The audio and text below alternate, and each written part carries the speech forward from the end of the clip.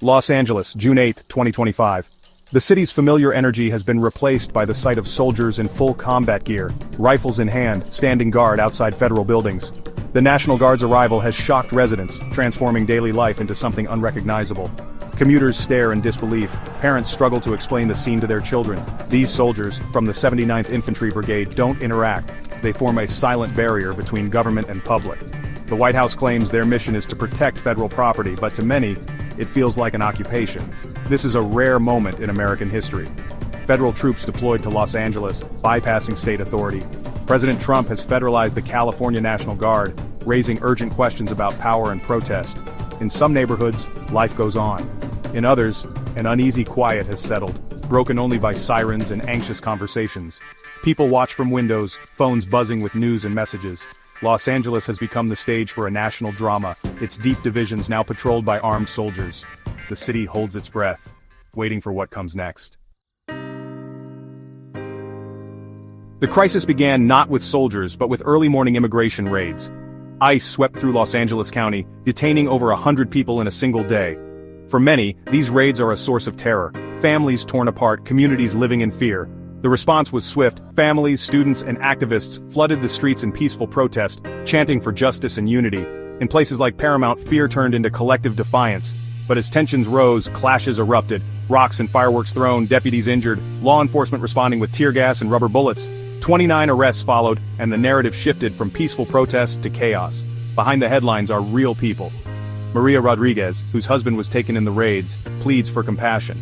Labor leader David Huerta was detained during a demonstration, his fate uncertain. These stories fuel a movement demanding dignity and justice. The city's pain is personal, its protests a cry for humanity. The raids have left scars but also sparked a powerful resistance. Los Angeles is united in fear and in hope.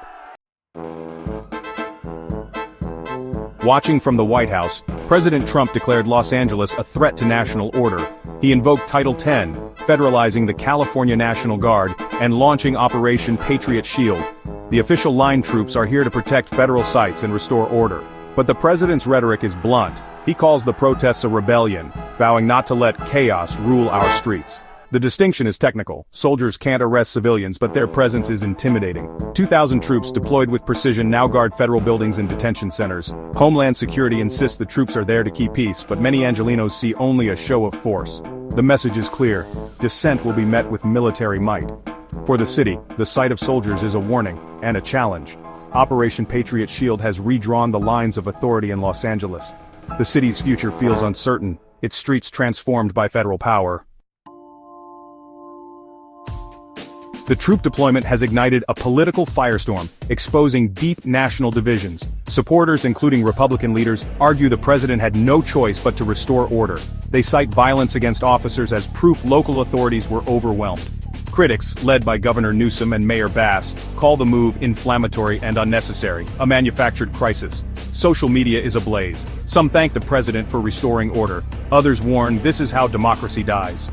Community voices express fear and outrage. "I serve to protect my country, not to point guns at my neighbors," says one veteran. National Democrats warn of authoritarianism and executive overreach. The debate has shifted from immigration to the core of American democracy. Is this law and order, or the suppression of dissent? The deployment has drawn a line through Los Angeles, and through the nation itself. The city is now a symbol of America's fractured politics. The stakes have never felt higher.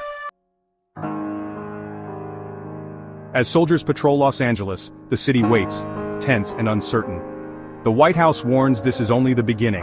Active duty Marines could be next if violence continues. The prospect of martial law looms, turning a political crisis into a military one. Federalizing the Guard is an extraordinary step, echoing the darkest chapters of American history. Critics fear a dangerous precedent. Protest met with military force, dissent blurred with insurrection.